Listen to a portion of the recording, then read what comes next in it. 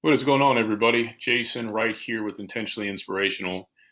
If this is your first time visiting our YouTube channel, thanks for checking us out.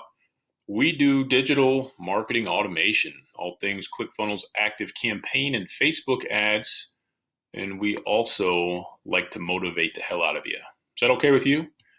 So this video is all about, is ActiveCampaign user-friendly? It seems to be one of the biggest questions that people ask and really need to know when trying to select the best email marketing platform for them. So what I've got on the screen in front of us today is this wonderful Sandbox account, so I can kind of show you around and show you how things work. So ActiveCampaign comes with some default things on this dashboard here. This data over here is not real.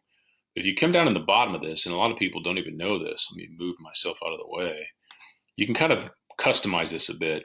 One of the items that's not default is this interaction rate. And basically what it does is it takes the last 10 email campaigns and averages out the interaction. So if you're doing automations and sending out broadcasts and you start to see this, 20% or less, you might want to start looking into a little bit. But you can kind of click and drag different stuff up here depending on what you want. So you can play around with that, get it the way you want it to. Generally, the first thing that people do when they get into a new email marketing system is create a list. Okay, so you can literally just hit add a list. You'll give it a name. It'll ask you what URL you're getting the list from. Just gonna make one up, and a description. Okay, and what it does is basically in the footer of the email that people don't list, it tells them why they're on the list. Okay, so it's that easy to create a list. What else would you want to know? Email templates. So email templates there's going to be a bunch kind of pre-cooked in here for you, pre-made. And you can use those. One that I recommend that's really easy to work with, these four here are pretty new. This personal email copy is pretty easy as well, so I'll show you what that looks like. But you can just literally come in here and modify some stuff if you want that, and super user-friendly in that regard. For some reason I'm appearing in two spots on the screen. Oops, I think I lost you. Yeah, should be good. Anyway, and then it gives you a mobile preview as well. Okay. All right, let's get out of this preview, see what else we can do here. If I can get that out of there. I wonder if I can get my face back up here. Maybe not. Oh well. All right, so template's pretty easy to do. Campaigns. You want to actually send out a broadcast message. That's how we do it. Create a campaign, and they've just redone all their colors. Everything's real bright, real easy to see.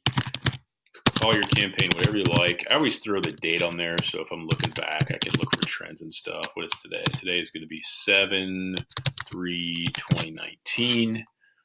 Different types of campaigns. All of these you can do from the automations menu. Standard you can't, so I usually just leave it there. And it kind of walks you through what you're going to be walking into here. I'm just going to show you some real basic stuff today, give you a feel for it. So you pick your list. Do you want it to go to everybody? Do you want to go to you can even create segments and that type of thing, but I'm just going to pick one list. I have no contacts. All right, I'm going to show you how to add a contact manually. So obviously you can upload a list of contacts. If you have them in an Excel or a Google Sheets format, you can put them into CSV, which is a comma separated value, and then ActiveCampaign can read that. So the one variable that everybody needs in ActiveCampaign is an email address. sample@gmail.com. Everything else is purely a luxury. Okay. So we'll just do that and hit add. And it's going to give you some different options. We're going to go ahead and add this to our test list. And we're going to add a tag and call it test. Okay. So we've added a contact. If you want to ever go in and look at that contact, you can look at them here. If you ever have any deals in the sales pipeline, they'll pop up here. And you can add stuff. You can add stuff and modify things in real time. There is a nice app, an ActiveCampaign app that allows you to access the stuff in your deals or your sales pipeline as well. So pretty easy. If I want to take a tag away, I can just literally click it. If I want to add somebody to an automation, I don't have any, but I'll show you how to do that. Same thing. I want to take myself off the list. I can unsubscribe. You do a lot of things manually. You accidentally dump somebody in automation they're not supposed to be in, you can click and take them right out. So, all right. So we were working on that campaign. See if we can jump back in. Yep, it's in draft. Should pick us up where we left off. We'll go to test list. We will go to next. It's going to have us pick a template. Since this is just an example, it doesn't really matter. It'll have your default from name, from email address, which you can modify both. Give you the opportunity to put in a email subject line, or you can put in something for a placeholder like TBD for to be determined and come back to it later.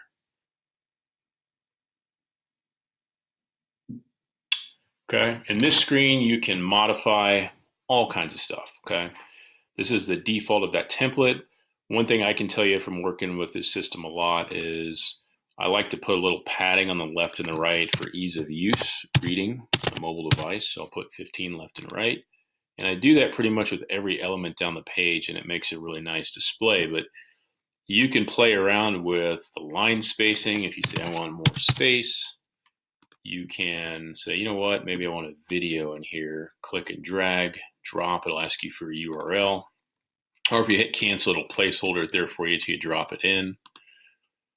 If you know HTML and you can do coding, there's options to do that stuff, but it's certainly not necessary. You can drop in call to action buttons. If you click on them over here, you can actually drop in the links and where they'll go and make all kinds of adjustments there as well. And to delete, just hit the gear, delete, and yes.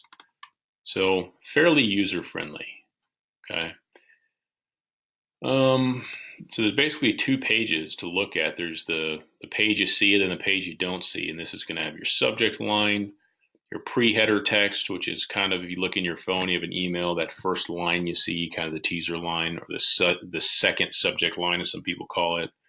The from, you can change that if you want to. Who the list is, and it always gives you the context it's going to in real time. So if you're running a segment of a list, you're not sure how many people to go to, it'll be updated here in real time for you.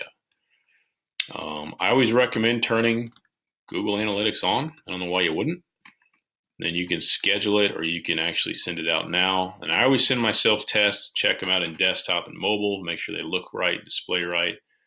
And then down here in the spam check, if you do some things wrong, you're going to get yellow marks, and it'll give you a description of what's wrong. Do not send out emails unless they look like this, because otherwise your deliverability is going to suffer and your spam complaints will suffer if things get through. It's just not good. And it gives you a heads up. So I can either send now or save and exit. So it says since this is a sandbox account, I don't know if it'd really send or not. But so there's some of the basics. Next big thing is going to be an automation.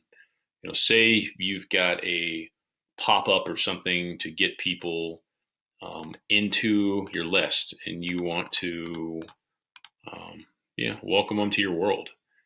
So click on this create an automation, and there's all kinds of neat kind of pre-cooked templates in here for you. There's even a marketplace where you can go buy other people's automations that they've put together, or you can start from scratch. Okay. Everything with an automation is going to begin with a trigger. Okay, what needs to happen for this automation to start? So the most common ones: subscribes to a list, tag is added. Those are probably the most common. Maybe makes a purchase if you're doing e-com. All right, we're just going to go with subscribes to a list, and you can even start without a trigger. And there's some reasons that you might do that. But I'm going to keep this video, this review, very 100 level. Okay, so all you do is you select a list, and you can even do multiple lists if you want to. Ask yourself, does this person need to receive the emails in this automation once or more than once? So if it is a purchase thank you sequence, you probably want to select multiple times. If it's a welcome to my list type of sequence and indoctrination, once is enough. Okay. So this is what brought me to ActiveCampaign. It's very visual. So you can add actions from this menu if you like. I don't like this menu. I prefer to do the same thing from here, just personal preference. So you can name it. We'll call this test welcome. And you can put up to 5 triggers, and they can be completely different. They can all be lists, 5 different triggers for automation. So if somebody subscribes to my list, what is the most basic thing I want to happen? I think I'll send myself a notification. So here's my default email address. I'll send this to a different email address of mine so that I know when people join my list. And I'm just doing what I think everybody wants to know. Subject. This is just a message from me to myself. Good news. Hey, Jason, someone new joined your list. Okay. If I want to personalize it, I can, and this is what it'll do. It'll grab their name, whatever information is on my contact form, basically. Okay. All right. So we've got a notification email in there. And the next thing I want to do is I'm going to send them an email. Okay. I have no email, so I'm going to create one. This is an internal email name. I roll this way. You can roll any way you want to. I'm going to call this test welcome because that's the sequence. Email number 1. Now, if your description's really long, I would suggest putting the email number first, because as you start to create emails and look at them in a list, it's going to cut off the back of it and you're not going to know what's what. So if you have any huge sequences, like 50 or 60 emails, and you don't put that email number first, and I'll show you exactly what I'm talking about, it'll be confusing what you're looking at. So to be determined. Okay, and this is going to be an automated email. And I'm not really going to go through it. I just want you to be able to conceptualize if this is easy for you or if this is over your head. That's up to you. I don't know you. I don't know your technical level, but this is all going to be the same type of setup I just showed you with the broadcast message. So again, the broadcast message is one you mainly decide to send out, like say for the 4th of July, which is tomorrow, or the automation is based on a trigger. So depending on your level of ActiveCampaign, you may just have the option to send immediately, which if you have that option only, you won't see this. Or if you're at a higher level, there's this predictive sending that is part of ActiveCampaign's new customer experience focused automation, or CX. And I made another video reviewing ActiveCampaign, and from what I've seen, it's legit. My open rates are 7 to 9% higher on my automated emails since turning it on.